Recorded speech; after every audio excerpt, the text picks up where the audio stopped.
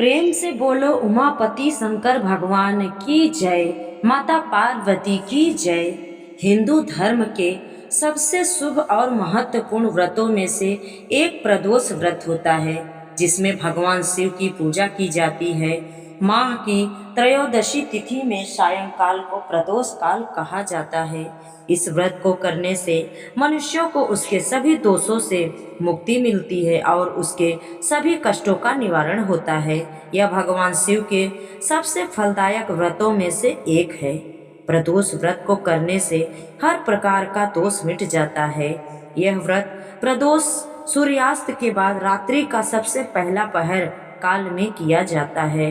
दक्षिण भारत में प्रदोष व्रत को प्रदोषम के नाम से जाना जाता है। इस व्रत को भगवान शिव का आशीर्वाद प्राप्त करने के लिए किया जाता है। हर महीने में प्रदोष व्रत 2 बार आता है। यह एक कृष्ण पक्ष और एक शुक्ल पक्ष की त्रयोदशी तिथि को आता है। प्रदोष व्रत सुख समृद्धि शांति को प्रदान करने वाला होता है। इस दिन प्रदोष काल के पूजा मुहूर्त का विशेष महत्व होता है। माना जाता है कि वार के अनुसार प्रदोष के व्रत का प्रभाव अलग होता है। अभिष्ट फल की प्राप्ति के लिए इन वार के अनुसार प्रदोष व्रत करने से सब परिणाम से मुक्त होता है। रविवार प्रदोष भानु प्रदोष होता है, जो सदा निरोग रहने के लिए किया जाता है। सोमवार प्रदोष सोम प्रदोष होता है, इच्छा अनुसार फल और सकारात्मक सोच के लिए है। मंगलवार भौम प्रदोष स्वास्थ्य से जुड़ी परेशानियों को दूर करने के लिए होता है। और बुधवार सौम्यवारा प्रदोष शिक्षा और ज्ञान पाने के लिए। गुरुवार गुरु प्रदोष पितरों के आशीर्वाद और शत्रु के विनाश के लिए होता है। शुक्रवार भृंगुवार प्रदोष धन और सौभाग्य की प्राप्ति के लिए होता है। शनि प्रदोष संतान प्राप्ति के लिए होता है। प्रदोष व्रत के दिन व्रती को प्रातः उठकर नित्य कर्म से निवृत्त होकर स्नान कर भगवान शिव जी का पूजन करना चाहिए। त्रयोदशी के दिन प्रदोष काल में सूर्यास्त के 3 घड़ी पूर्व शिव जी का पूजन करना चाहिए। प्रदोष व्रत की पूजा शाम 4:30 बजे से लेकर शाम 7 बजे तक के बीच में ही किया जाता है।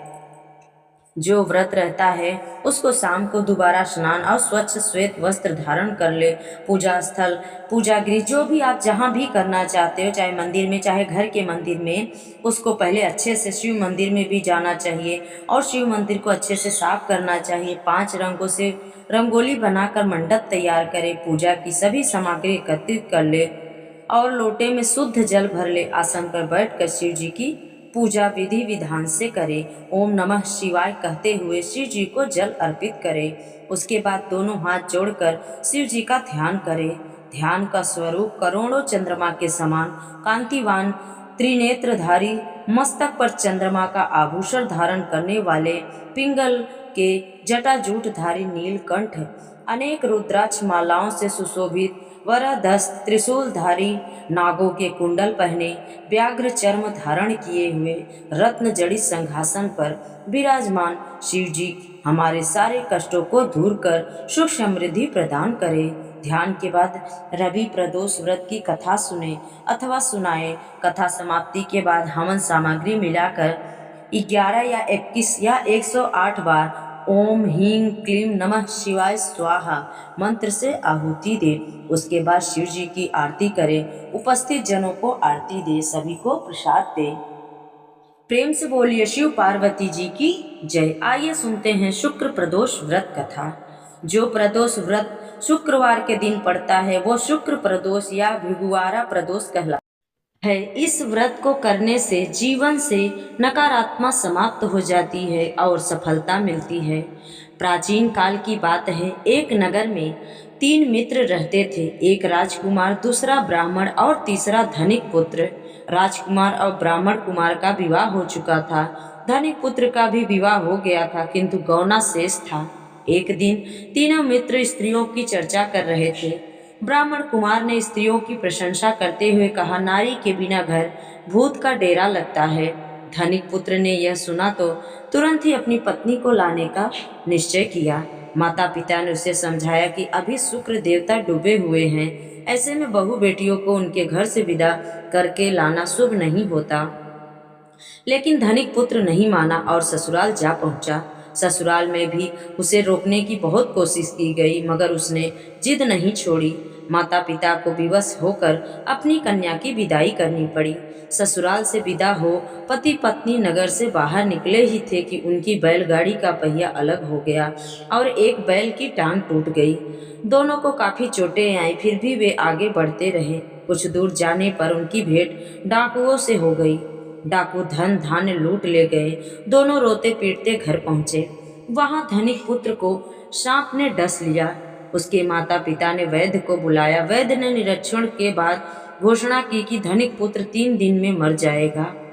जब ब्राह्मण कुमार को यह समाचार मिला तो वह तुरंत आया। उसने माता पिता को शुक्र प्रदोष व्रत करने का आदेश दिया और कहा, इसे पत्नी सहित वापस ससुराल भेज दे। यह सारी बाधाएं इसीलिए आई हैं क्योंकि आपका पुत्र शुक्रास्त में पत्नी को विदा कराकर लाया है। यदि यह यहाँ पहुँच जाएगा तो बच जाएगा। धनिक को ब्राह्मण कुमार की बात ठीक लगी। उसने वैसा ही किया। ससुराल पहुँचते ही धनिक कुमार की हालत ठीक हो चली गई। शुक्र प्रदोष के महात्म से सभी घोर कष्ट टल गए। प्रेम से बोलो उमापति शंकर भगवान की जय। अब सुनते हैं प्रदोष की दूसरी और प्राचीन कथा। प्राचीन समय की बात है। एक सुंदर और समृद्ध राज्य था जहाँ एक धर्मात्मा राजा राज्य करता था।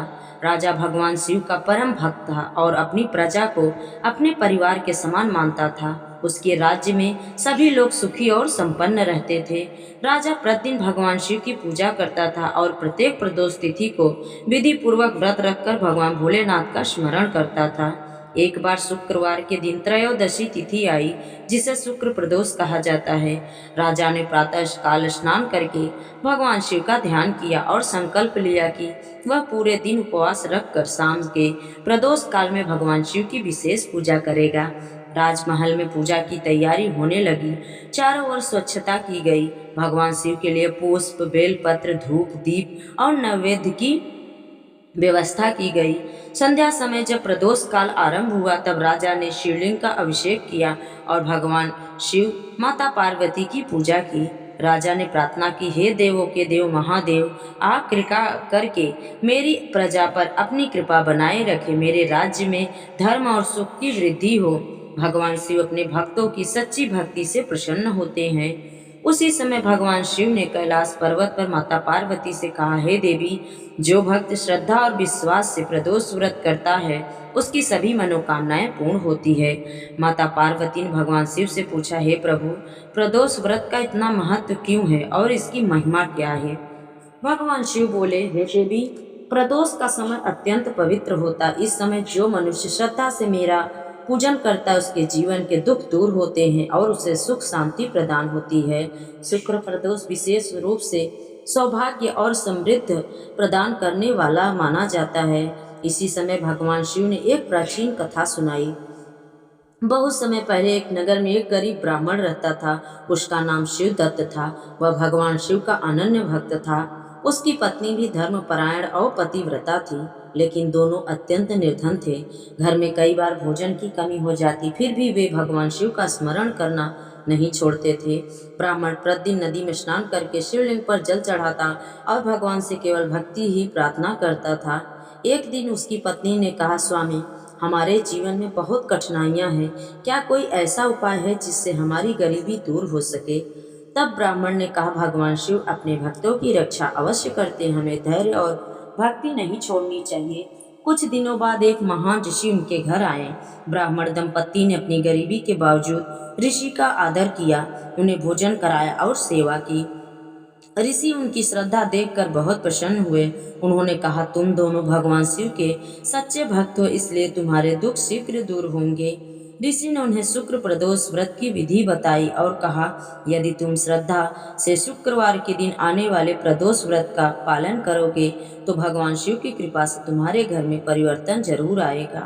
ब्राह्मण दंपत्ति ने ऋषि की बताए अनुसार शुक्र प्रदोष व्रत आरंभ किया। वे प्रातः स्नान करते, भगवान शिव का ध्यान करते और प्रदोष काल में विधि पूर्वक पूजा करते। धीरे धीरे उनके जीवन में सुख परिवर्तन आने लगा। भगवान शिव उनकी भक्ति से प्रसन्न हुए और उनकी सभी परेशानियां दूर होने लगी। उनके घर में अन्न, धन और सुख का आगमन हुआ। ब्राह्मण समझ गया कि यह सब भगवान शिव की कृपा है, प्रदोष व्रत का फल है। उसने जीवन भर भगवान शिव की भक्ति करने और दूसरों को भी इस व्रत की महिमा बताने का संकल्प लिया। प्रेम से बोलिए शिव पार्वती जी की जय। आप सभी को शुक्र प्रदोष की हार्दिक शुभकामनाएं। आप सभी को कथा अच्छी लगे तो लाइक, शेयर और चैनल को सब्सक्राइब जरूर करें। कमेंट में जय शिव पार्वती जरूर लिखें। जय जय महादेव।